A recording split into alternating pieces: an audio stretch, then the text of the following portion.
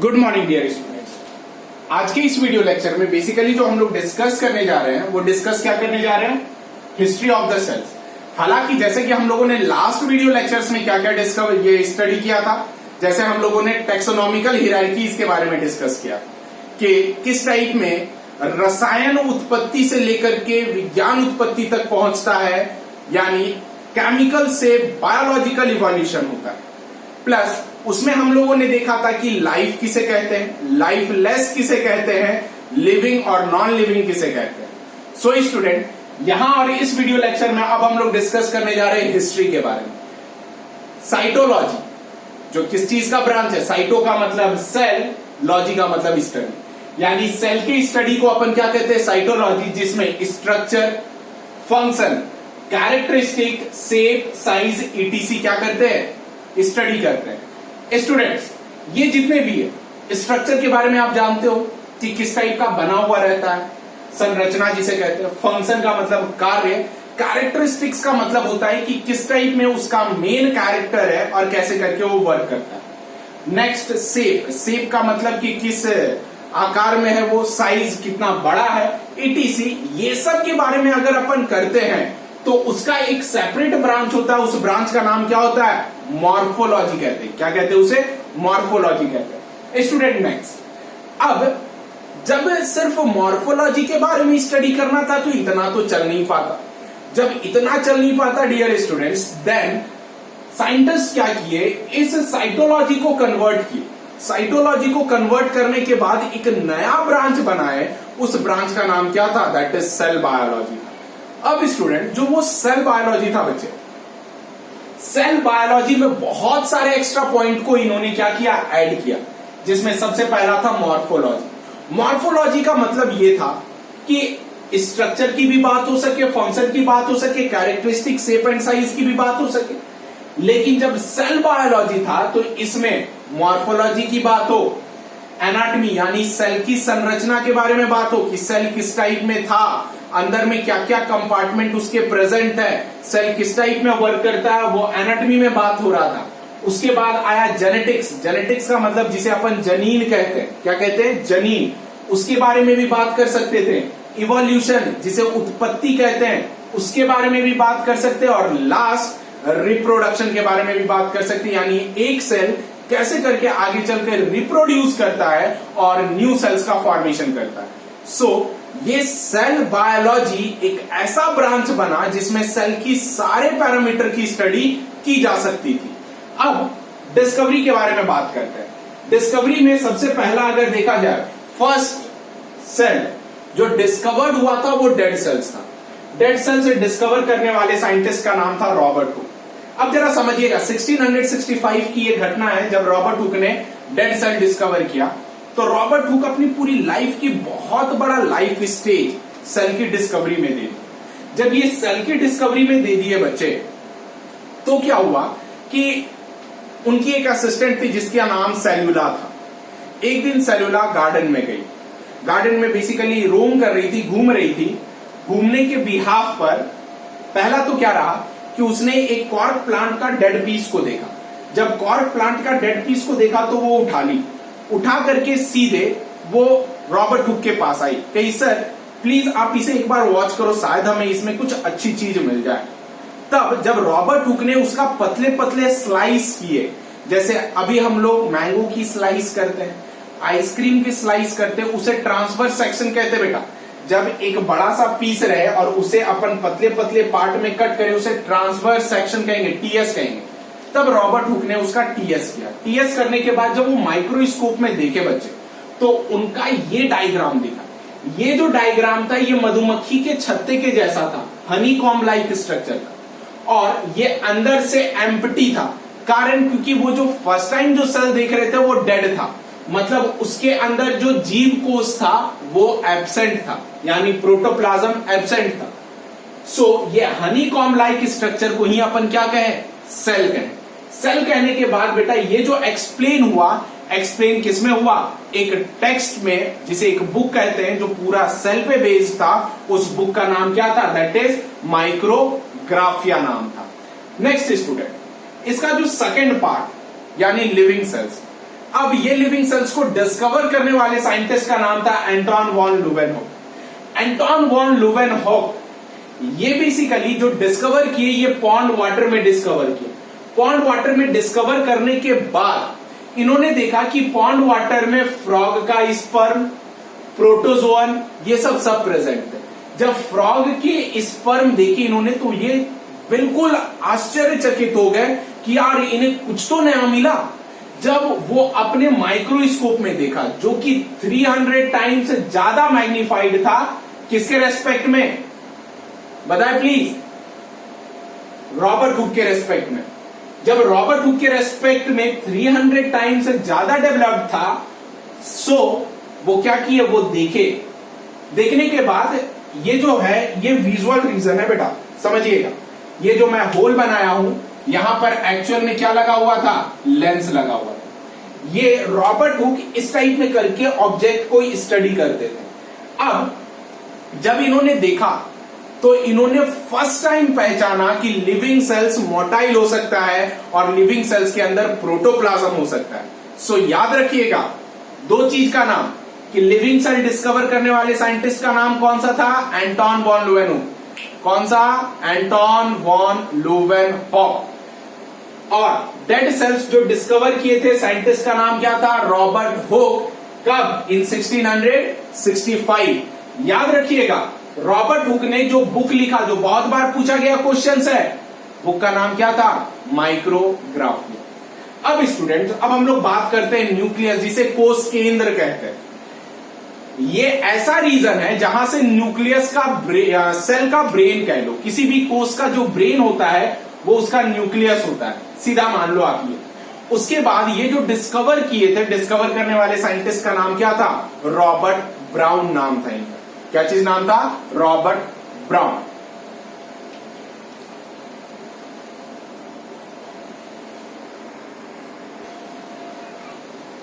Now students अब हम लोग डिस्कस करेंगे अबाउट द सेल थ्योरी कि आखिर सेल थ्योरी है क्या। जरा देखा जाए सेल थ्योरी, सबसे फर्स्ट यानी सेल से रिलेटेड थ्योरी जो बनाए गए और आज के डेट में जो प्रेजेंट है वो कैसे प्रेजेंट है। तो सबसे पहला स्टडी 1838 में जर्मन बॉटनिस्ट मैथिस सैलिडन ने किया। मैथिस सैलिडन ने नंबर ऑफ प्लांट की स्टडी की। जब नंबर ऑफ प्लांट की स्टडी की तो उन्होंने देखा कि ये डिफरेंट काइंड ऑफ सेल से बने हुए थे और यही सेल्स आगे चल करके क्या करते हैं? टिश्यूज का फॉर्मेशन करते हैं, जो एनसीईआरटी में लिखा गया। साथ साथ इन्होंने प्लांट ऑब्जर्व करने के बाद ये देखा कि प्लांट का आउटर लेयर काफी सख्त होता है और उसी चीज का नाम इन्होंने क्या रखा? सेल वॉल रखा, जिसे अपन कोष दीवाल कहते हैं। नेक्स्ट अब 1839 जस्ट एक साल के बाद ब्रिटिश जूलॉजिस्ट जो कौन थे? थियोडोर स्वान, इन्होंने स्टडी किया और ऑब्जर्व किया एनिमल सेल्स को। एनिमल सेल्स को ऑब्जर्व किया तो इन्होंने ये बताया कि एनिमल सेल्स के बाहर एक बेसिकली पतली और thin membrane like structure present होती है, जिसका नाम होता है क्या चीज? सेल मेम्ब्रेन, या फिर जिसे आज के डेट में अपन क्या कहते हैं? प्लाज्मा मेम्ब्रेन कहते हैं। अब स्टूडेंट इन्होंने ये भी बताया, कौन? थियोडोर स्वान ने। थियोडोर स्वान ने ये भी बताया कि जो भी सेल्स बने हैं वो बेसिकली मतलब कोई भी एनिमल के अंदर जो भी चीज प्रेजेंट होता है वो होता है सेल, और प्रोडक्ट ऑफ सेल्स किसी भी एनिमल के अंदर प्रेजेंट होता है।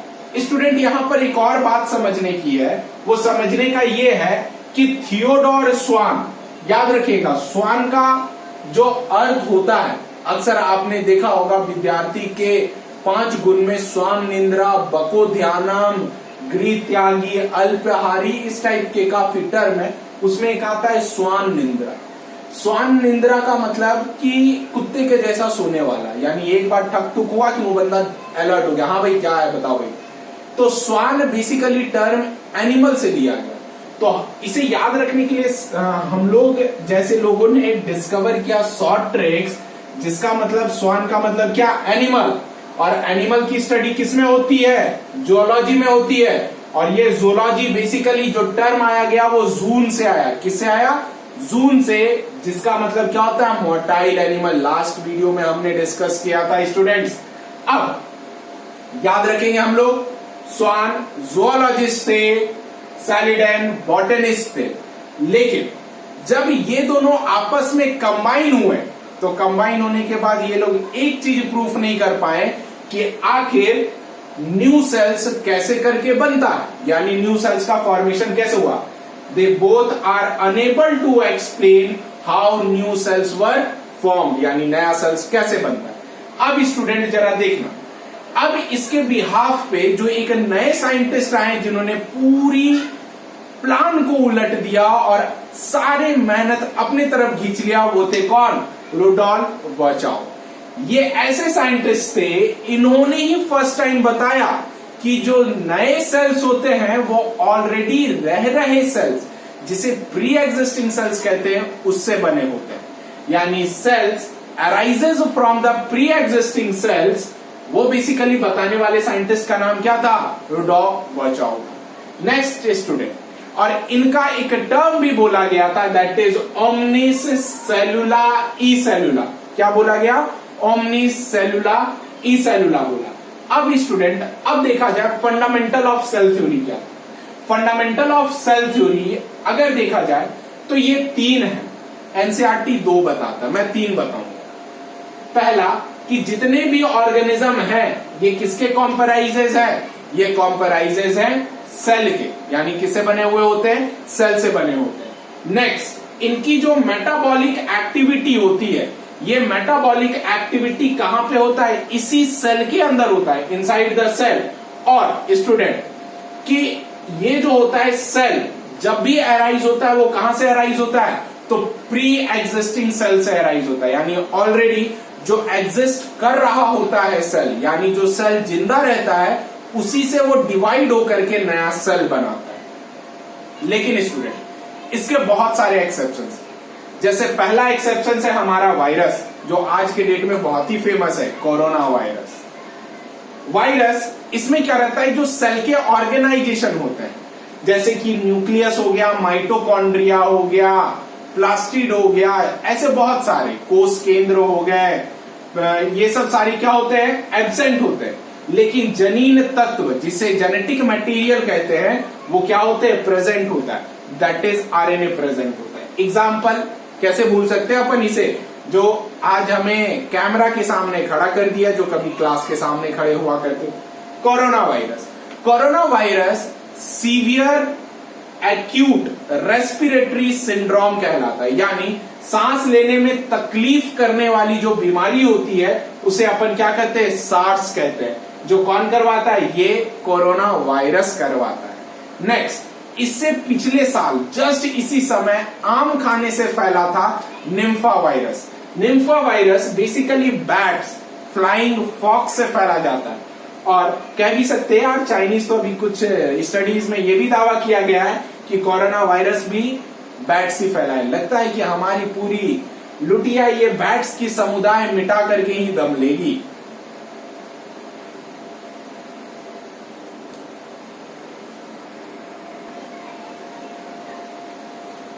अब स्टूडेंट्स, सेकंड एग्जांपल, जैसे कि हमने अभी वायरस के बारे में बात किया, अब हमारा जो सेकंड एग्जांपल है वो खुद सेल है। हालांकि जो बेसिक फीचर्स होते हैं, बेसिक फीचर्स में हम लोग साफ साफ देखते हैं, जिसमें साइटोप्लाज्म प्रेजेंट हुए, साइटोप्लाज्म प्रेजेंट तो हुए, लेकिन सेल बेसिकली कैसा होता है, सिंगल होता है। साइटोप्लाज्म प्रेजेंट है, सेल में न्यूक्लियस सिंगल है, लेकिन इस केस में क्या हो रहा है, न्यूक्लियस मल्टी हो जा रहा है। जब न्यूक्लियस मल्टी हो जा रहा है, मतलब क्या कहा जा रहा है कि मल्टीपल न्यूक्लियस आ गया, और मल्टीपल न्यूक्लियस आ गया, इसी चीज का कंडीशन को अपन क्या कहते हैं, मल्टी न्यूक्लिएट कहते हैं, यानी एक से ज्यादा सेल के कोष, दैट इज मल्टी न्यूक्लिएट। और स्टूडेंट्स याद रखिएगा, जब ये मल्टी न्यूक्लिएट हो गया, इस चीज को अपन क्या कहेंगे, सिंसीशियम कहेंगे। बायोलॉजी का जो टर्म है, उस टर्म में इसका नाम क्या देंगे, सिंसीशियम देंगे। अब स्टूडेंट एग्जांपल लेते हैं, क्या बेटा, राइजोपस। राइजोपस एक फंगी है जो मल्टी न्यूक्लिएट है, जो कि एक्सेप्शन है हमारे बायोलॉजी का। Next, skeletal muscles. Skeletal muscles का मतलब कि अगर देखी जाए मांसपेशी जो हमारे इस हाथ पे प्रेजेंट है, बॉडी में प्रेजेंट है, ये क्या है? स्केलेटल मसल्स है। इसमें भी मल्टी न्यूक्लिएट कंडीशन होता है, आगे चल करके आपको पता चलेगा बच्चों। नेक्स्ट आता है प्रोटोजोअन और कुछ थैलोफाइटा। थैलोफाइटा का मतलब, थैलोस का मतलब होता है कि फैला हुआ, और फाइटा का मतलब प्लांट, यानी जिसकी बॉडी थैलस होती है, अनडिफरेंशिएटेड होती है। अनडिफरेंशिएटेड का मतलब हो गया कि जो डिफाइन नहीं होती, ना तो आप उसको रूट में बता सकते हो, ना तो स्टेम में बता सकते हो, ना तो लीफ में बता सकते हो। दैट इज अनडिफरेंशिएटेड कहते हैं। बॉडी उसकी यूनिन्यूक्लिएट होती है, यानी सिंगल कोष होता है, लेकिन बॉडी डिवाइड नहीं कर सकती है। सो एग्जाम्पल इसका क्या लेते? एसिटाब्यूलेरिया लेते बेटा। क्या लेते? एसिटाब्यूलेरिया लेते। फोर्थ पॉइंट है बैक्टीरिया और साइनोबैक्टीरिया। बैक्टीरिया और साइनोबैक्टीरिया जिसमें क्या होता है? न्यूक्लियस एब्सेंट होते हैं, जो कि किसका एक्सेप्शन है? सेल का एक्सेप्शन। नेक्स्ट आता है बेटा आरबीसी और सीव ट्यूब्स। आरबीसी हमारे बॉडी के अंदर जिसका नाम रेड ब्लड सेल्स होते हैं, और अगर यंग पीरियड में देखा जाए, यानी जब वो यंग था तब उसके अंदर न्यूक्लियस प्रेजेंट थे, यानी जन्म लिया न्यूक्लियस प्रेजेंट, लेकिन जैसे ही आरबीसी और सीव ट्यूब जो कि प्लांट में होते हैं और आरबीसी ह्यूमन में होता है, वो मैच्योर हुआ तो देन न्यूक्लियस क्या हो जाते हैं? एब्सेंट हो जाते हैं, ताकि सरफेस एरिया बढ़ाया जा सके। इस वजह से इनका न्यूक्लियस एब्सेंट होता है। क्लियर है? इसे भी हम लोग एक्सेप्शन कंसिडर करते हैं। अब सेल का ओवरव्यू के बारे में बात करते हैं। सेल में सबसे पहला बात करते हैं आउटर इनवेलप। आउटर इनवेलप का मतलब, या फिर आउटर लेयर जिसे कह लो आप, यानी सेल की बाहरी परत। ये क्या है? सेल की आउटर कवरिंग है, जिस वजह से ये प्रोवाइड करता है शेप। शेप के वजह से सेल की शेप डिफिनिट हो सकती है या फिर इनडिफिनिट हो सकती है। इनडिफिनिट का मतलब कि वो सेल अच्छे तरीके से डिफाइन नहीं हो सकता है, जैसे कि क्या? अमीबा। अब उसके बाद ये प्रोटेक्ट कहां से करता है? From flowing of cytoplasm. जैसे साइटोप्लाज्म है, साइटोप्लाज्म को बहने से जो रोकता है वो आउटर इनवेलप होता है। उसके बाद बेटा इसका दूसरा नाम क्या कहते हैं? सेल मेम्ब्रेन भी कहते हैं, प्लाज्मा लेमा भी कहते हैं, और इसे कॉमनली हम लोग क्या कहते हैं? सीथ कहते हैं। सीथ का मतलब होता है बाहरी परत। अब साइटोप्लाज्म के बारे में बात करते हैं। बेटा ये एक टाइप का रस है। रस का मतलब आप जानते हो, अभी कैरी का रस चल रहा है, सेम उसी टाइप में बेटा, लेकिन अब अलग अलग होते हैं, मीठे नहीं हो सकते। अब ये रस जैसा है, दैट इज साइटोप्लाज्म। साइटोप्लाज्म जब एक लिक्विड लाइक सब्सटेंस है, जिसमें सारे जो भी सेल के ऑर्गेनल्स है, छोटे छोटे बड़े बड़े, वो इसी साइटोप्लाज्म में प्रेजेंट रहते हैं। प्लस साइटोप्लाज्म किसी का मेन एरेना होता है। मेन एरेना का मतलब कि यहां पर सारे बहुमूल्य काम किए जाते हैं, वो कहां पर? साइटोप्लाज्म में। यानी अगर कोई आपसे पूछे कि main cellular arena of the cell, तो आंसर क्या दोगे? साइटोप्लाज्म दोगे। फिर से रिपीट कर दे रहा हूं, main cellular arena of the cell क्या आएगा? साइटोप्लाज्म। और इसी साइटोप्लाज्म के अंदर सब कुछ प्रेजेंट होता है। कोई भी ऑर्गेनल्स, माइटोकॉन्ड्रिया हो, राइबोसोम्स हो, पॉलीरिबोसोम्स हो, जेनेटिक मटेरियल, ये सब इसके अंदर प्रेजेंट होता है बेटा। अब बात करते हैं न्यूक्लियस के अंदर, इसे कोष केंद्र कहते हैं। कोष केंद्र के अंदर जो इंटरनल प्रेजेंट होता है, जिसे जेनेटिक मटेरियल कहते हैं, यानी जनीन द्रव्य जिसे कहते हैं। ये जो जनीन द्रव्य होता है, इसके वजह से सेल अपना फीचर्स अगले जनरेशन में भेज पाता है। वो जेनेटिक मटेरियल होता है, और वो किसके अंदर प्रेजेंट होता है? कोष केंद्र के अंदर प्रेजेंट होता है। जेनेटिक मटेरियल इस वजह से भी इंपॉर्टेंट है क्योंकि सेल जो है वो दूसरे टाइप का नया सेल्स बनाएगा, उसके लिए उसका जनीन बहुत ही ज्यादा इंपॉर्टेंट रोल प्ले करता है। सो स्टूडेंट्स, ये आप एक बार स्क्रीनशॉट ले लें। सो डियर स्टूडेंट्स, अब हम लोग बेसिकली अपने नेक्स्ट वीडियो लेक्चर के साथ मिलते हैं, जिसमें हम लोग आगे चल करके ओवरव्यू ऑफ सेल्स को बहुत अच्छे तरीके से डिस्क्राइब करें। सो तब तक के लिए stay safe, stay healthy and thank you for watching.